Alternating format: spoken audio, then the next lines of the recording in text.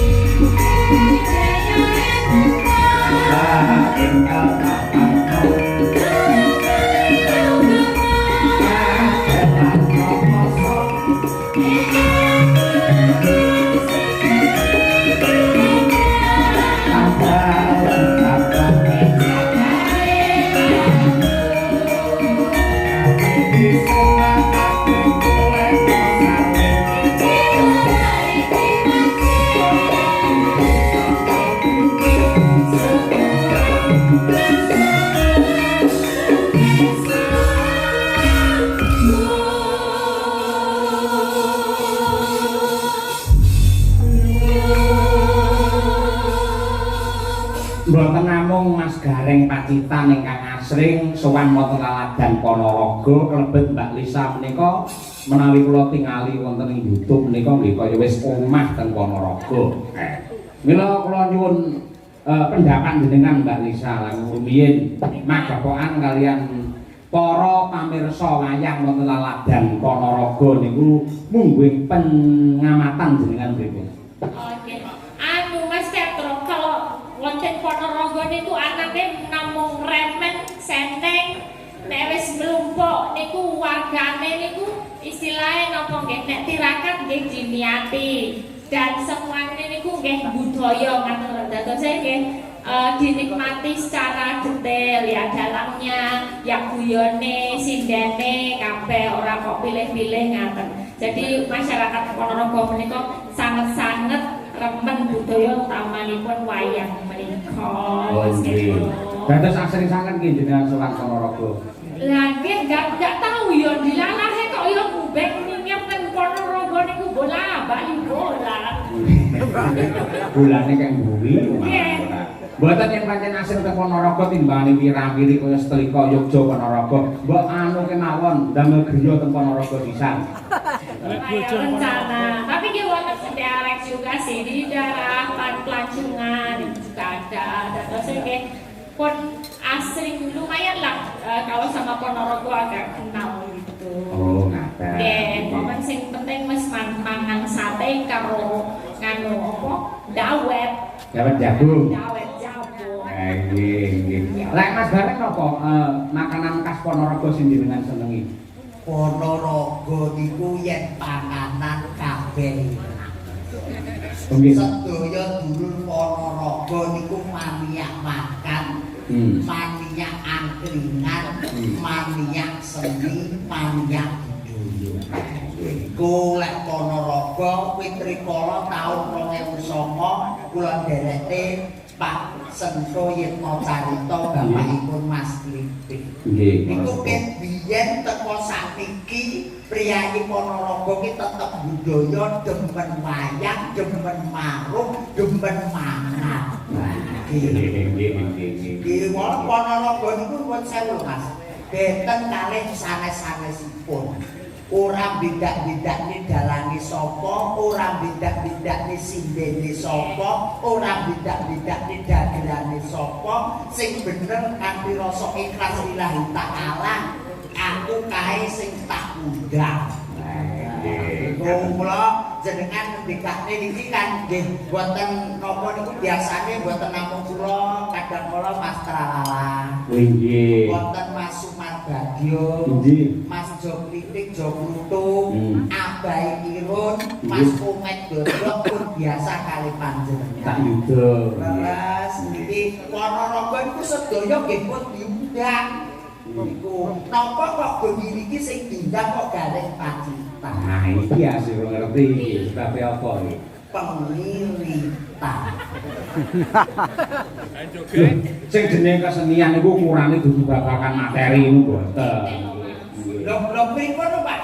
Lah ngoten niku jenengan padha karo nuwun sewu rada nyepelke karo Pak Mujito kuwi ayo sembodo kaya ngono. Niku setun tresnanipun Pak Mujito dumateng panjenengan ngoten niku. Lho kula mboten kok badhe kali Pak Mujito niku mboten. Lho kula wau jambare namung liburan alhamdulillah diunggah rene nggone gara-gara sembah nuwun Pak Mujito nggih. Saya kok iki seduluran lho, Mas. Iki sedulur aku ki ora tau mikir apa-apa kok ya. Sak mikir lho. Mboten mikir sedulur kali dhuwit ku kula tetep mikir. Mikir apa? Dhuwit. Mbak Elisa, Mas Yarek. Mas Sayoko tadi. Nggih. Remenanipun dulur-dulur wonten ing Laladan Ponorogo menika enggal-enggal mawon niki sedaya pesinden utawi setunggal bapak setunggal menika nembang. Oke, siap. Oh, pokoke Ponorogo iki wis ndang setut-setut ndang nembang. Mbak Elisa nembang, Mbak Umi nembang, Mbak Wino nembang. Oke. Oh, Enak lho gaweane gareng malih enak. dan kita dicocokkan Nggih. dengan keadaan. Nggih. Goro-goro maksudnya Mas nggih. Nggih. Nggih, ini wonten pamundutan wau. Tembangan ono Tembangan wonten, kondang kuning wonten. Nggih. Tapi tembangan riyen Mbak Lisa. Tembangan siap. Mrikono Nduk. Iya.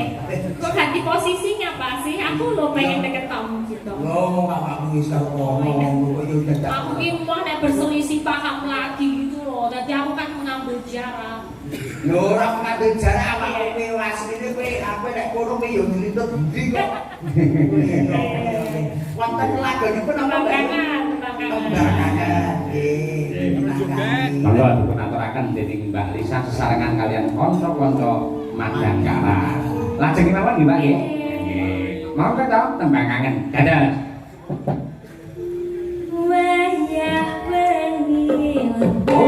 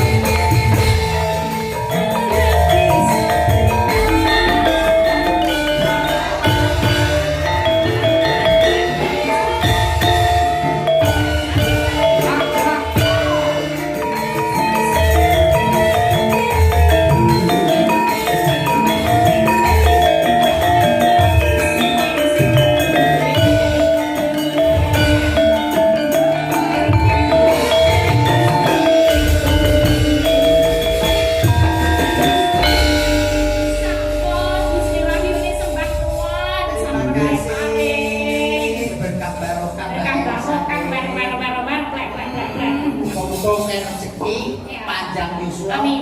lancar usaha. Lancar.